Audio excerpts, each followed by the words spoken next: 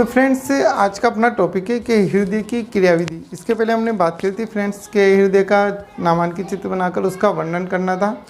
तो हृदय का आपको उसमें चित्र बनाना और उसको एक्सप्लेन करना है। जितना भी टॉपिक हमने लिखा था फ्रेंड्स उसको सबको आपको क्या करना है, एक्सप्लेन करना है, उसको कम्प्लीटली उसको समझाना है। अब नेक्स्ट हम बात करते हैं हृदय की क्रियाविधि। इसके नोट्स फ्रेंड्स मैंने पहले वाली वीडियो में भी अपलोड किए हैं इस वाले टॉपिक के। अगर नहीं लिखे हो तो आप इस बार इसके नोट्स लिख लेना और हृदय की क्रियाविधि या फिर रक्त परिसंचरण को समझाइए फ्रेंड्स। तो इस प्रकार आपसे पूछा जा सकता है, तो आपको इस तरीके से समझाना है फ्रेंड। जैसे कि इसमें मैं आपको इसमें आप ये टॉपिक देखिए, इस टॉपिक के अकॉर्डिंग आपको समझाना है। आप एक बार टॉपिक देख ले, मैं इसको फिर वापस दोबारा चित्र के माध्यम से आपको समझाऊंगा इसको, ठीक है फ्रेंड। तो जैसे इसमें रक्त क्या होता है, ऊपरी शिरा और निचली शिरा द्वारा किस में आता है, दाएं आलिंद में। मैंने यहाँ पर आर्य लिखा है, मतलब राइट एट्रियम, आप हिंदी में लिख सकते हो दायां आलिंद। दायां आलिंद में इसके बाद किससे आता है, दाएं नीले में। किसके द्वारा आता है, त्रिविलन कपाट के द्वारा। फिर पुप्पुसीय धमनी में, वहाँ से फेफड़ों में। यहाँ तक जो रुधिर आया फ्रेंड्स वो कौन सा रुधिर था, अशुद्ध रुधिर, मतलब CO2 युक्त। इसके बाद फेफड़ों में रक्त शुद्ध होता है। अशुद्ध होने के बाद पुप्पुसीय शिरा द्वारा बाएं नीले में जाता है, बाएं नीले से बाएं आलिंद में, बाएं आलिंद से बाएं नीले में द्विविलन कपाट के द्वारा। फिर वहाँ से महाधमनी में और महाधमनी से शरीर के विभिन्न अंगों में चला जाता है।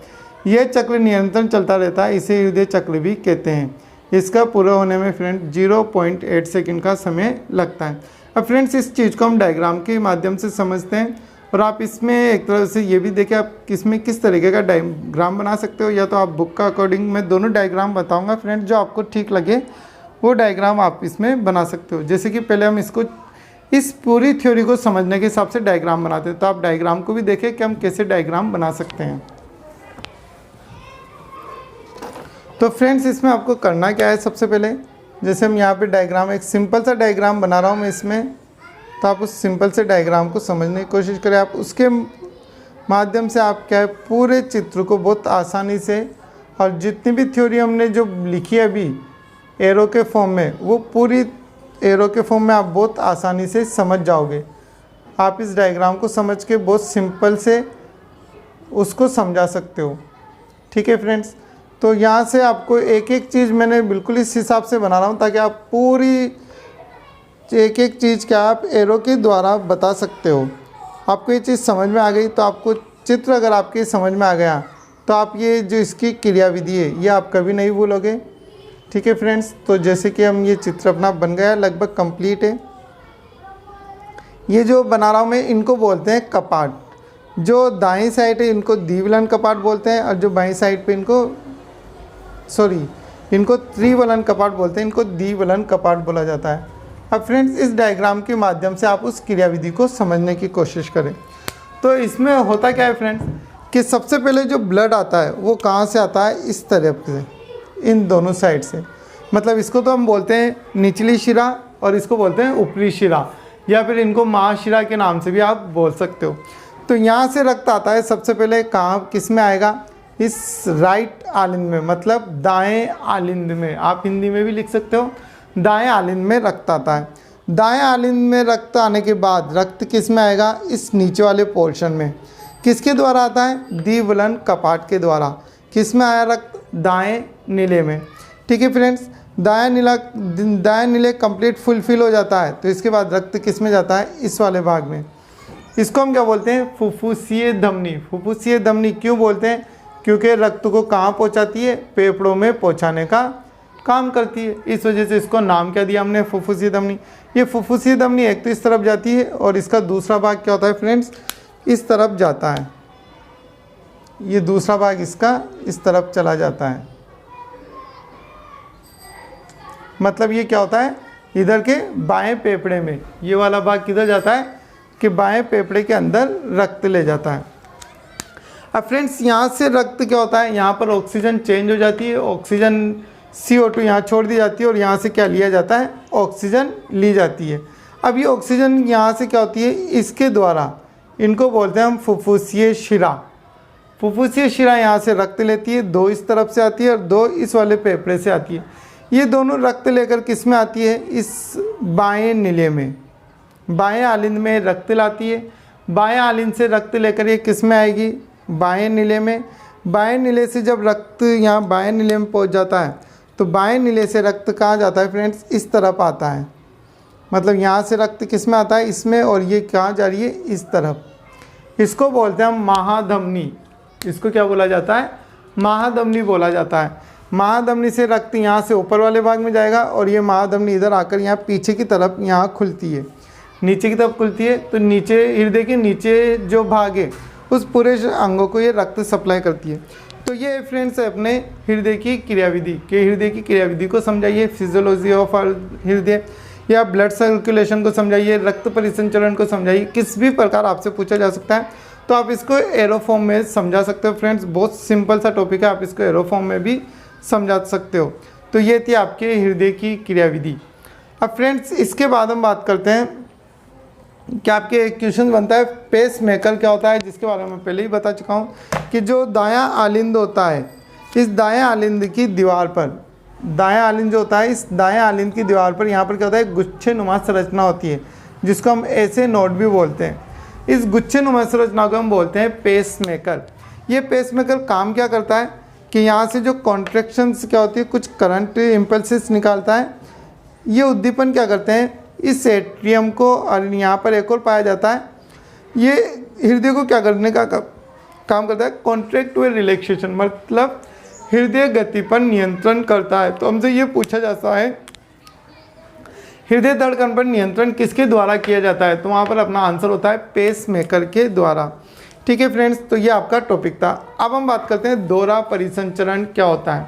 तो दोहरा परिसंचरण भी फ्रेंड्स अपना यही है टॉपिक कि हृदय के दाएं भाग में पहले शुद्ध रुधिर आता है, अशुद्ध रुधिर आता है। यहाँ से रक्त हृदय से वापस रक्त कहाँ चला जाता है, फेफड़ों में, मतलब हृदय से बाहर निकल गया।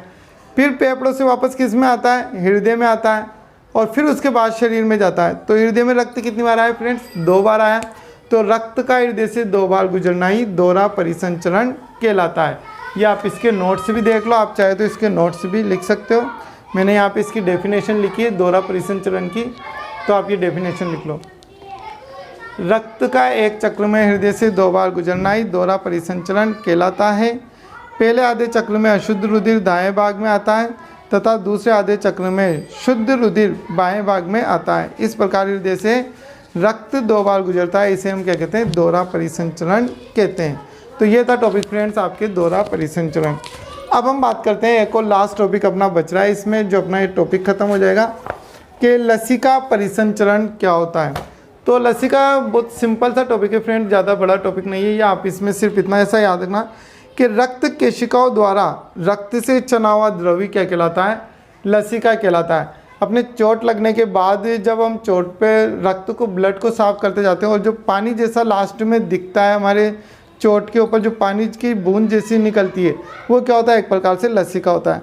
तो रक्त केशिकाओं, फ्रेंड्स यहाँ ये गलत लिखा हुआ है, इसको केशिका कर लेना आप, मतलब कैपिलरीज, बारीक बारीक रक्त कणिका है। तो रक्त केशिकाओं द्वारा रक्त से छना हुआ द्रव्य क्या कहलाता है, लसिका कहलाता है। ठीक है फ्रेंड्स, और इसका जो परिसंचरण को लसिका परिसंचरण कहते हैं। इसके जो लसिका के जो मेन ऑर्गन्स अंग होते हैं वो क्या होते हैं, जैसे स्प्लीन, थाइमस ग्रंथि, ये क्या होता है, लसिका के मेन ऑर्गन्स होते हैं, अंग होते हैं। अब हम बात करते हैं फ्रेंड्स, तो फ्रेंड्स आप ये टॉपिक भी अच्छे से लिख लें क्योंकि रुधिर और लसिका में अंतर भी कई बार पूछा जा चुका है। तो बिल्कुल सिंपल सा टॉपिक है कि रुधिर लाल रंग का होता है जबकि लसिका क्या होता है, रंगहीन होता है।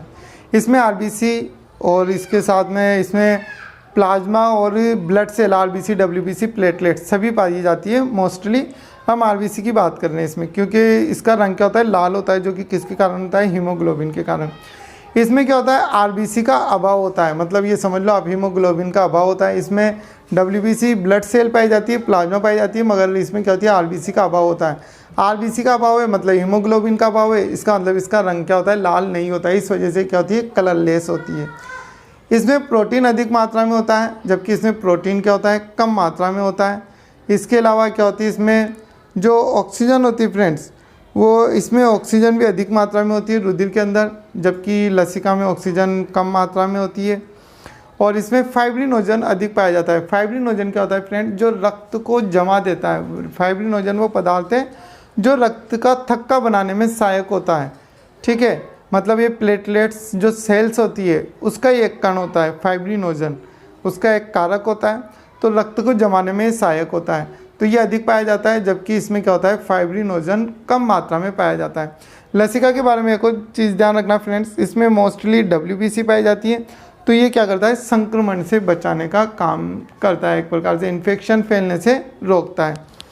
अब एक टॉपिक और है फ्रेंड्स, कभी कभी ये पूछ लिया जाता है कि O2 व CO2 का परिवहन को समझाइए। हृदय का नामांकित चित्र बनाकर O2 CO2 के परिवहन को भी हमसे कई दफ़े पूछा जाता है, तो पूछ लिया जाता है कि O2 व CO2 का परिवहन किस प्रकार होता है। तो एक सिंपल सा टॉपिक है फ्रेंड्स, ये पहले भी समझा चुका हूँ मैं आपको कि श्वसन वर्णक के रूप में कौन काम करता है, हीमोग्लोबिन। हीमोग्लोबिन क्या करता है कि जो कूपिकाएँ होती है उनसे ऑक्सीजन लेता है, जैसे हम इसको समझते हैं, इसको हम चित्र द्वारा समझने की कोशिश करते हैं। मान लो यहाँ तो क्या है, जैसे ये एक कूपिका है, ठीक है। कूपिका क्या करती है, जो बाहर से वायुमंडल से हम क्या लेते हैं, ऑक्सीजन, तो ये ऑक्सीजन गैस लेती है और ऑक्सीजन गैस कहाँ पर स्टोर हो जाती है, कूपिका के अंदर स्टोर हो जाती है। अब यहाँ पे जैसे अपने जो बॉडी की कोई सेल्स या टिश्यू या उत्तक है, यहाँ पर कोई उत्तक है अपने बॉडी का, यहाँ पे अपनी विभिन्न जैविक प्रक्रियाओं के फलस्वरूप अपने यहाँ पर शरीर पे क्या बन रही है, CO2 गैस बन रही है, ठीक है फ्रेंड्स। तो ये हमारे शरीर के अंदर CO2 गैस बन गई। तो जो हीमोग्लोबिन होता है, ये हीमोग्लोबिन क्या करता है कि इसकी जो ब्लड सेल से मतलब रक्त के साथ ये जाता है, जैसे कूपिकाओं में जाता है, और कूपिकाओं से यहाँ से क्या करता है, ये ऑक्सीजन गैस लेता है और क्या बना लेता है, ऑक्सी हीमोग्लोबिन। जो हीमोग्लोबिन होता है वो क्या करता है, ऑक्सीजन से क्रिया करता है और ऑक्सीजन से क्रिया करके क्या बनाता है, ऑक्सी हीमोग्लोबिन बनाता है। ऑक्सी हीमोग्लोबिन बनाकर उस ऑक्सीजन को क्या करता है, ये इस टिश्यू उत्तक के पास लाता है और टिश्यू उत्तक के पास क्या करता है, ये ऑक्सीजन यहाँ पे छोड़ देता है और फिर किससे क्रिया करता है, CO2 से क्रिया करता है। CO2 से क्रिया करके बनाता है कार्बोक्सी हीमोग्लोबिन। वहाँ पे आकर क्या बनाता है फ्रेंड्स, ये कार्बोक्सी हीमोग्लोबिन बनाता है और कार्बोक्सी हीमोग्लोबिन बनाकर उस कार्बोक्सी हीमोग्लोबिन को वापस लेकर जाता है और उसको कहाँ छोड़ देता है, कूपिका के अंदर छोड़ देता है और कूपिका द्वारा उसको शरीर से बाहर निकाल दिया जाता है। इस प्रकार क्या होता है, O2 व CO2 का परिवहन होता है। तो कई बार ये पूछा जाता है कि O2 व CO2 का परिवहन किस प्रकार होता है। तो जैसे आप यहाँ पे देखो, मनुष्य में O2 व CO2 का परिवहन रक्त के माध्यम से होता है। तो इसमें फ्रेंड्स कहीं गलती हो तो आप इसको सही करते चलना। रक्त के माध्यम से होता है। रक्त में हीमोग्लोबिन होता है जो फेफड़ों की कूपिकाओं में उपस्थित ऑक्सीजन से क्रिया कर ऑक्सीहीमोग्लोबिन बनाता है और विभिन्न अंगों तक पहुँचाता है। उत्तकों अंगों में उपस्थित CO2 से क्रिया करके, और ये हीमोग्लोबिन क्या करता है, उत्तकों अंगों में उपस्थित CO2 से क्रिया करके कार्बोक्सी हीमोग्लोबिन बनाता है और इसे फेफड़ों की कूपिकाओं तक पहुंचाता है तथा कूपिकाओं से CO2 को अलग कर शरीर से बाहर निकाल दिया जाता है। इस प्रकार फ्रेंड्स क्या होता है, O2 व CO2 का परिवहन होता है। और इसी के साथ फ्रेंड्स आपके जो रक्त परिसंचरण वाला टॉपिक था ये अपना कंप्लीट हो गया। नेक्स्ट टॉपिक हम बात करेंगे उत्सर्जन तंत्र के बारे में। फ्रेंड्स वीडियो अच्छी लगे तो प्लीज़ लाइक और शेयर ज़रूर करना। अपने उन दोस्तों के साथ विशेष तौर पर शेयर करें जो कहीं कोचिंग वगैरह नहीं कर पा रहे हो, तो आप उनके साथ भी ये शेयर करें ताकि वो अपनी जो स्टडी है उसकी तैयारी वो करते चले और अपनी स्टडी को कंटिन्यू रख सके।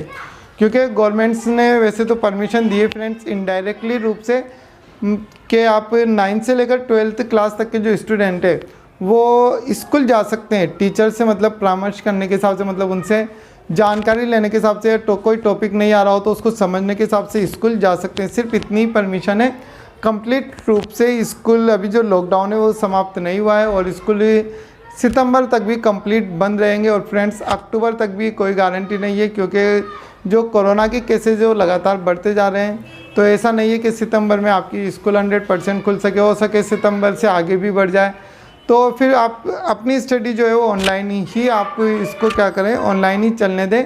क्योंकि आप स्कूल में सिर्फ आप इन्फॉर्मेशन लेने के हिसाब से जा सकते हैं। कोई टॉपिक नहीं समझ में आ रहा हो तो आप स्कूल टीचर से मिल सकते हो। फ्रेंड्स वीडियो अच्छी लगे तो प्लीज़ लाइक और शेयर जरूर करना। Thank you for watching.